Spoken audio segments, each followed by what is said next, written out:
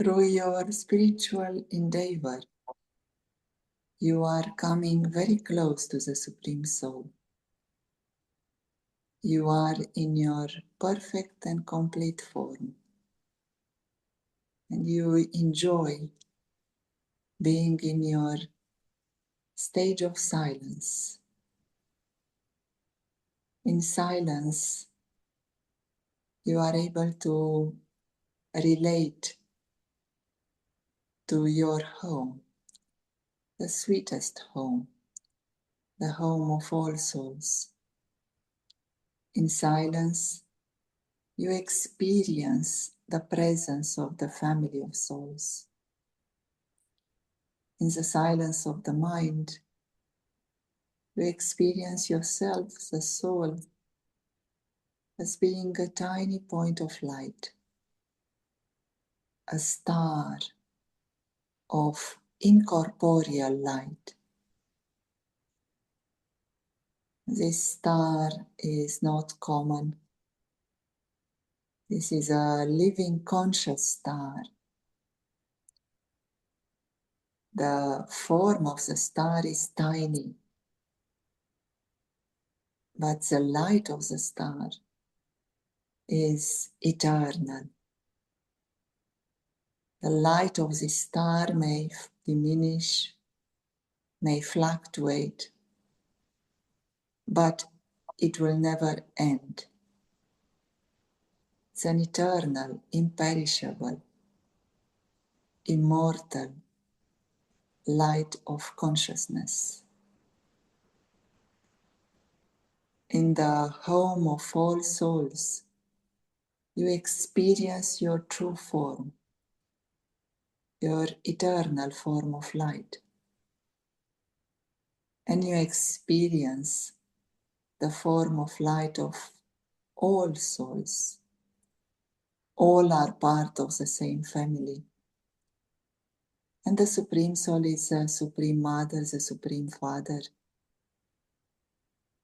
He is a constant presence here. He is the one who is always aware of the home, always aware of the family of souls. Through your spiritual efforts, you have come so close to the Supreme that He is seating you in His eyes. You are seated in the eyes of the Supreme Soul.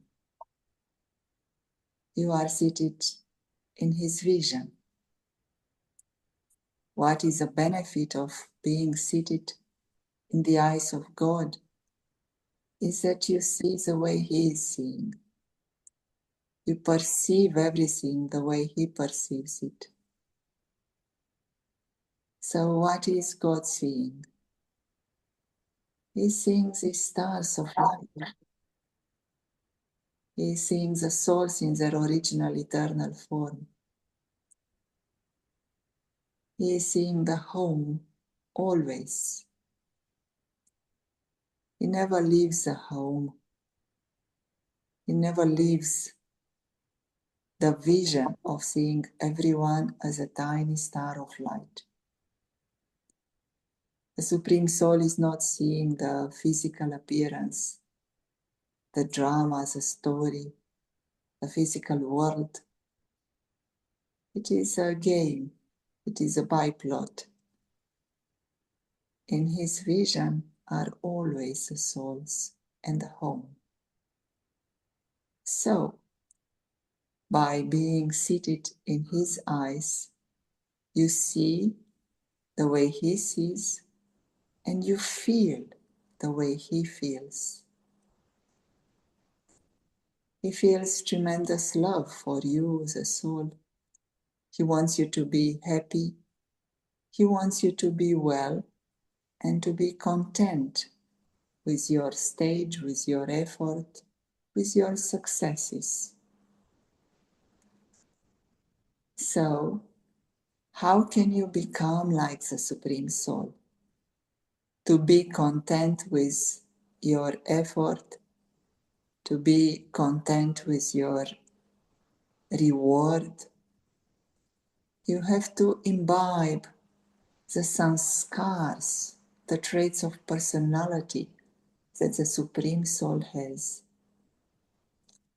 The first trait of personality is that he is seeing these tiny, tiny stars of light constantly. He sees all of them. He experiences that all of them belong to him. He experiences that the whole home is the only reality. He lives in the home. He loves the home. He knows the home. He feels the beauty and the perfection of the home. Everything is perfect here. Everything is eternal here. Everyone belongs here. So, to be content with your effort, to be content with your successes and your reward, you have to imbibe this trait of personality of the Supreme Soul. Then the second trait of personality of the Supreme is that he sees the souls in their perfect form, in their living form, what he is calling the deity form. Whenever he looks at the Jivatma, the soul that is with the body, he sees the beauty, the perfection, the truth. He sees the soul in the perfect costume, a costume which is made of Sato Pradhan elements. Nature is pure, nature is in abundance, is clean, is Sato Pradhan, supremely sattvic, perfect, natural and clear. Such a beautiful body is in harmony with nature, and all bodies are in harmony. So the Supreme Soul has this attitude of welcoming everyone to exist and to live from their perfect stage, their perfect deity form, their form of happiness. A Supreme Soul feels that everyone should be happy. Everyone should enjoy this purity of the elements of the nature. Everyone should have this harmony in relationships. Everyone should be a king, an emperor, a queen. This is his attitude of welcoming everyone in the highest, the best, the most beautiful world, the heaven. So you can become like the Supreme Soul. You can imbibe this trait of personality of living in palaces of gold, living in complete harmony with others, living in a world of peace, love, truth, and happiness. Then the Supreme Soul has a trait of personality of seeing you, the soul, in his eyes. This is his habit. This is his pull. The Supreme Soul is not pulled towards the physical world. He is not pulled by food or clothes or experiences in the nature. He doesn't want to watch a film or to meet someone. His only habit is to take you, the soul, and sit you in his eyes, to sit you on his head, to sit you on the throne of his heart. This is his personality. So, can you do the same for other souls? Can you feel that other souls can be in your vision. They can sit on the heart throne. Do you feel like you would put them on your head? To put someone on your head means to love them very much, to keep them up there, to save them from having to walk into the mud. You walk into the mud and they are seated comfortably on your head, which means they are very comfortable. They are safe. They receive the highest possible regard from you and from everyone else because they sit on your head. Today, check to what extent you can sit others on your head, to what extent you can sit others on your shoulders, to what extent you sit others in your eyes, in your vision. Imbibe these traits of personality of the Supreme Soul. Another trait of personality of the Supreme Soul is that he is pulling the soul out of trouble. When you get into trouble with the defects, with the weaknesses, with the vices, when anger or greed or lust are catching the mind and the soul feels so sorrowful and there are so many waste thoughts that the soul doesn't know how to come out of that, then the Supreme Soul just grabs the soul and takes it out of that muddy water. He is like a very powerful mother who sees her child drowning into the water. The mother takes a millisecond to jump into the water, to grab the child, and to take it out of the water. That is a power of the Supreme Soul. He is ever pure. He is ever viceless, ever selfless, ever the highest in all qualities, ever the ocean of all virtues, the almighty authority, who can grab you, the soul, at any moment, in any situation, and just take you out of the trouble. So check to what extent you are becoming like that. Are you happy to jump into the fire for another soul if they are burning under lust or anger or greed or attachment? Are you happy and powerful enough to jump and rescue them without burning yourself?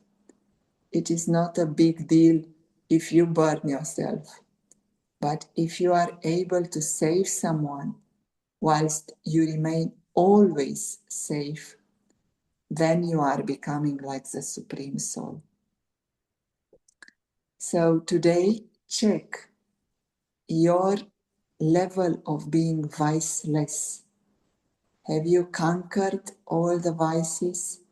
Have you conquered all the defects, all the weaknesses? You know that you have conquered them when you can see these traits of personality of the Supreme Soul in yourself. When you start to experience them in a natural way, in harmony, in the ability to see nature, to see everyone as being perfect. The trait of personality of the Supreme Soul is to remain an eternal guest in the physical world. He is seeing nature as being the most hospitable host, and he doesn't want to take anything from the perfect host. Nature, the universe, this physical world, the drama, is a perfect host, and the Supreme Soul remains a perfect guest. Never wants a single cell, a single atom from the physical world. He never takes a single atom from this physical world, from nature, by remaining always detached, always a visitor, always a guest. He is honored by everyone. He is honored by nature, by the five elements, by all human souls and animal souls. So, can you check today whether you have become such a guest, someone who doesn't want anything from the physical world? Yes, the body has to be sustained, has to be fed, has to have a shelter, and that will happen automatically. But do not cross the line into desire, into lust, into greed, into attachment. Remain like the Supreme Soul, the perfect guest, an honorable guest. Today, make this firm for yourself that you have conquered all the vices, all the defects, all the weaknesses, and you experience only happiness, the happiness of being like the Supreme Soul, being an inspiration for many others, and being definitely the best friend for yourself. When you have such a mind like the Supreme Soul has, you don't need anyone. You can be in solitude for eternity. You can be on your own. And at the same time, you can be with a whole family of souls and feel that they all belong to you and you belong to all of them.